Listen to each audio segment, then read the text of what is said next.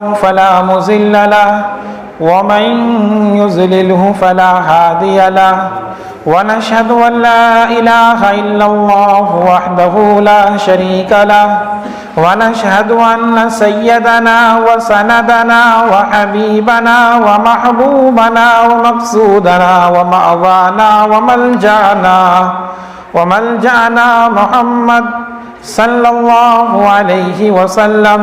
أما بعد فأعوذ بالله من الشيطان الرجيم. بسم الله الرحمن الرحيم. ألا بذكر الله تطمئن القلوب. صدق اللہ العظیم. محترم بزرگوں اور حضرات علماء کرام، آج کی یہ محفل ذکر کی محفل ہے. ذکر کی محفل ایک عالیشان محفل ہے. ذکر کا تذکرہ کرتے ہوئے اللہ رب العالمین نے اپنے قرآن کریم کے اندر یہ ارشاد فرمایا کہ اللہ رب العالمین کے ذکر سے دل مطمئن ہوتے ہیں. تو ہر سلسلے کے اندر ایک استاد ہوتا ہے. ہم مدرسے میں پڑھتے ہیں، جن سے ہم نے پڑھا ہے وہ ہمارے استاد ہیں، اور جن سے ہم نے پڑھا پھر ان کے بھی کوئی نہ کوئی استاد ہیں. ایسے ہی ذکر کی مجلسیں اور محفلیں ہوا کرتی ہیں، اس میں بھی ایک دوسرے کا استاد ہوا کرتا ہے. حضرت مفتی صاحب دامت برکاتہم جو آپ کے امام ہیں، بڑے قابل قدر آدمی ہیں، صلاحیت مند ہیں. اللہ رب العالمین ان سے کام لے رہے ہیں اور بہت بڑا کام کر رہے ہیں.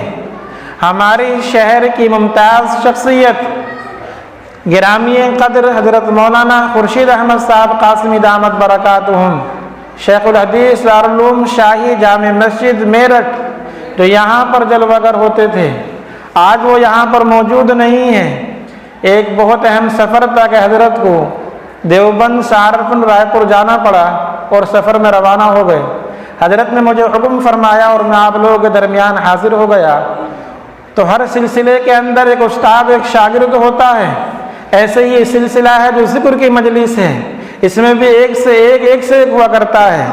حضرت نے جو تحریر جاری کی ہے حضرت مفتی صاحب دامت برکاتہم کے لیے، وہ میں تحریر پڑھ کر سناتا ہوں کہ آج بتاریخ 18 ربیع الاول سن ہجری 1443 مطابق 25 اکتوبر سن 2021، گرامی قدر حضرت مولانا مفتی محمد عارف صاحب زیدہ مجدکم، السلام علیکم ورحمۃ اللہ وبرکاتہ.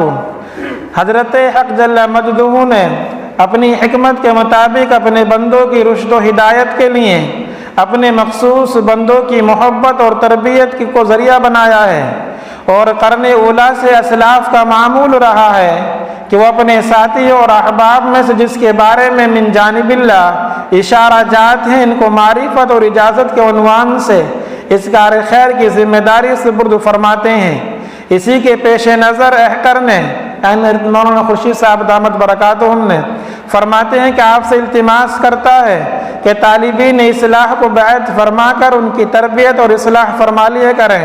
نیز اکابر بالخصوص حضرت تھانوی نور اللہ مرقدہ کی کتب پڑھنے اور سنانے کا معمول بنائیں.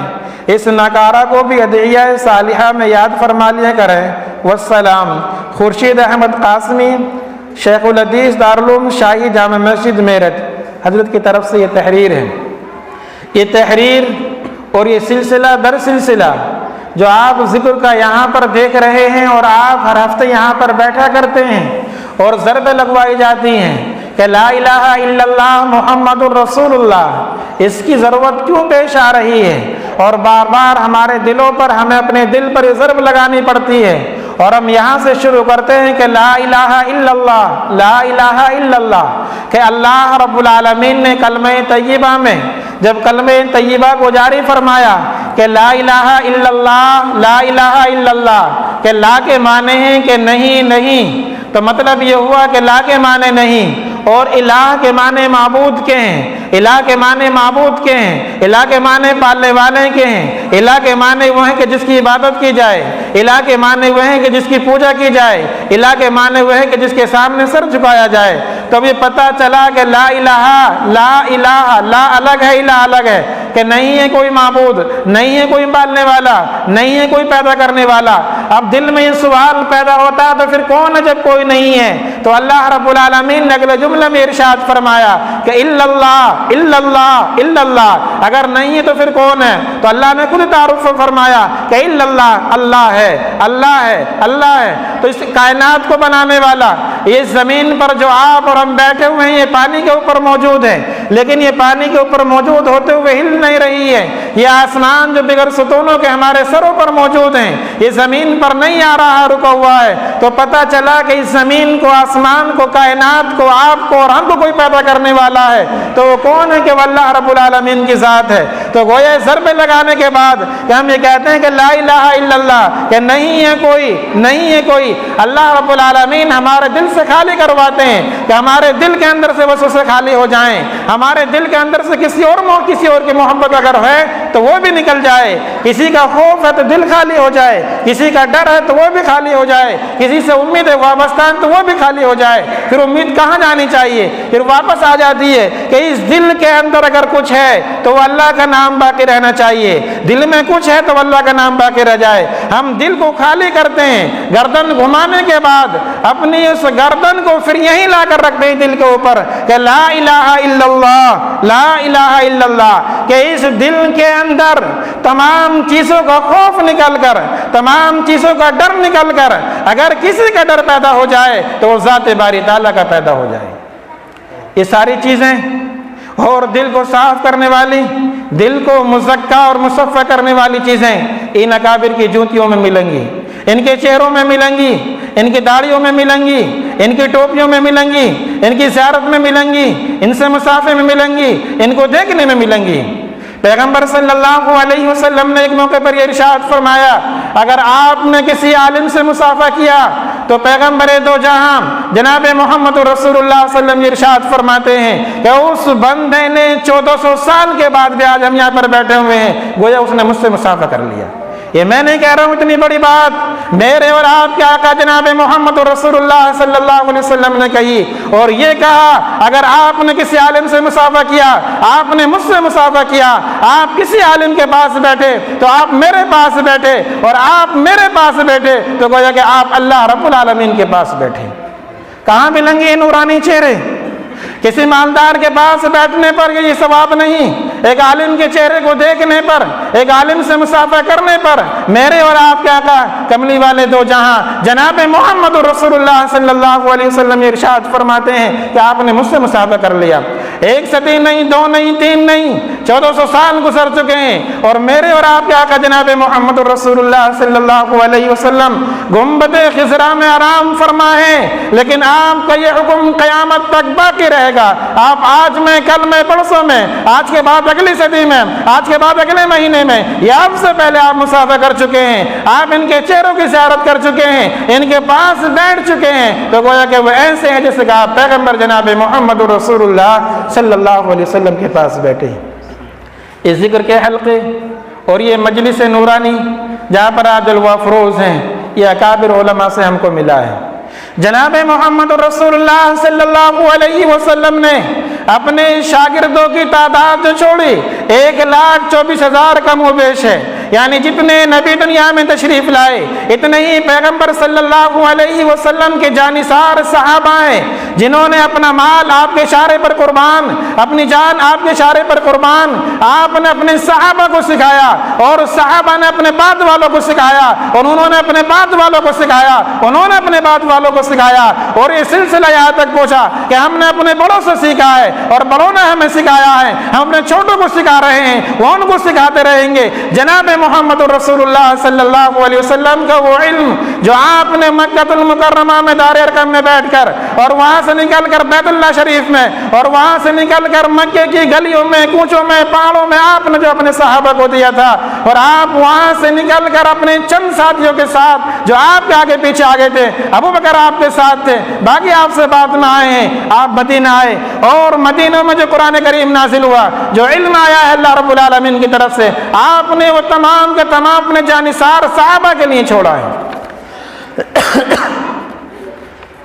جناب محمد رسول اللہ صلی اللہ علیہ وسلم کی ذات گرامی، ان کے بعد صحابہ کو، اور صحابہ کے بعد یہ علماء کے پاس یہ علم آیا، اور علماء کے بارے میں جناب محمد رسول اللہ صلی اللہ علیہ وسلم نے ارشاد فرمایا کہ علماء انبیاء کے وارث ہیں۔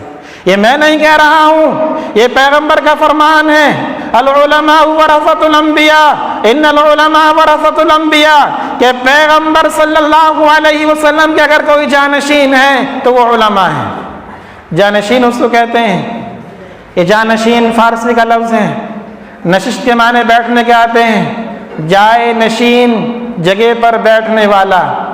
یہ پیغمبر صلی اللہ علیہ وسلم کا مصلی موجود ہے، اگر اس مصلی پر جس آدمی کی شکل پیغمبر کی شکل سے نہیں ملتی آپ نہیں بٹھا سکتے، یہ بٹھا لیں گے آپ؟ ایسا آدمی جس کے چہرے پر داڑھی نہ ہو اور وہ آ کر یہ کہے کہ آج کی نماز میں پڑھاتا ہوں، آپ بالکل برداشت نہیں کرنے کے۔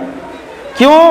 اس لیے کہ ظاہر میں اس کی شکل ہمارے محبوب صلی اللہ علیہ وسلم سے میل نہیں کھاتی، اور اگر اس مصلی پر ایسا آدمی آ جائے جس کا لباس پیغمبر کے جیسے لباس نہ ہو، آپ بالکل کھڑا نہیں کر سکتے۔